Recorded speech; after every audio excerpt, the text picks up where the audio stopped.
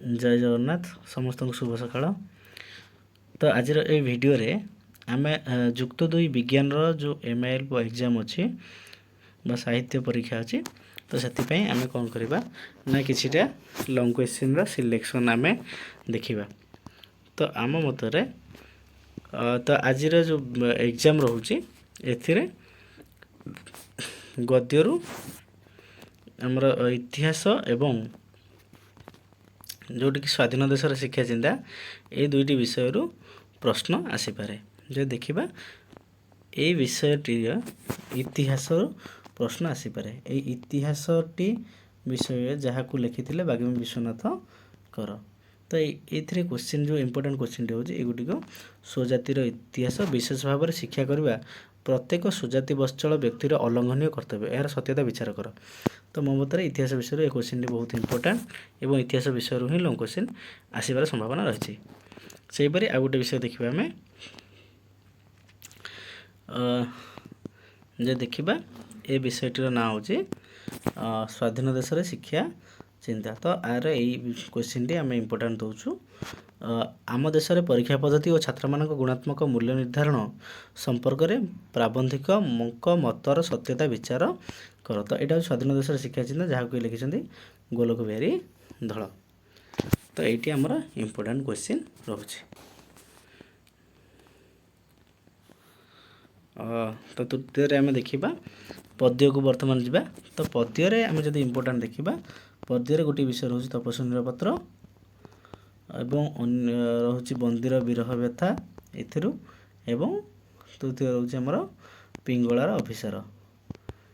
तो आम देखा वर्तमान पे तो आमर तपस्वी पत्र तपस्वी मुख्य होती सीता चरित्रटी गुरुत्वपूर्ण। तेणु सीता चरित्र पर आधारित तपस्वी पत्र कविता अवलम्बन सीता चारित्रिक महत्वर परिचय दियो अर्थात सीता चरित्र परिचय दियो। तो यहाँ मो मतरे इम्पोर्टेंट क्वेश्चन हो पारे। द्वितीय दश जीवा जदि आम पद्य को द्वितीय पद्य द्वितीय विषय तो यही विषय ना हूँ बंदीर विरह व्यथा लिखिं गोपबंधु दास। तो जो देखा आम ए आमर जो क्वेश्चन रोचे इम्पोर्टेंट क्वेश्चन टी पठित कविता अवलंबन में कवि गोपबंधु प्रकृति प्रीति और स्वदेश प्रीतिर परिचय दियो।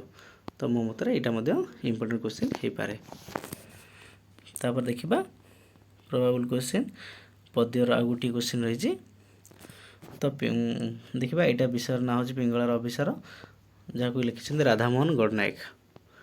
तो जो देखा आम यार इम्पोर्टेंट क्वेश्चन टी हूँ कामना बासनार पंकिल जीवन चेतनार ऊर्धायन होइछि पिंगलार अभिसार कवितार मर्मवाणी आलोचना कर।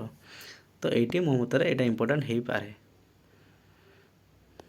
एवं जब गल्प को जीवा आम देखा जो गल्पर जोटा कि इम्पोर्टेंट रही से हूँ रूपनारायण साहा। रूपनारायण साहा विषय ये रूपनारायण साहा विषयटी तार जो इम्पोर्टेंट क्वेश्चन रही। तो युवा हूँ पठित गल्प को आधार कर मास्टरजी चरित्र चित्रण कर। मन रखु सबुगुड़िक हूँ लॉन्ग क्वेश्चन पे। आ द्वितीय जो गल्पटर क्वेश्चन इम्पोर्टेंट से हूँ पताका उत्तोलन जार इम्पोर्टेंट क्वेश्चन हूँ पताका उत्तोलन जहाँ को लिखिं सुरेंद्र महांती।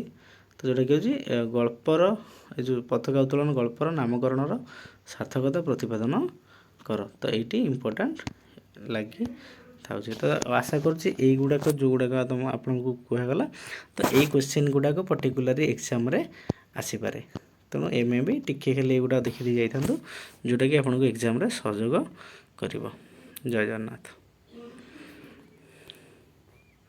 आ समस्त भगवान पाखे एति प्रार्थना जे महाप्रभु कृपार समस्त एग्जाम बहुत बढ़िया हो और समस्ते भल रुहतु। जय जगन्नाथ।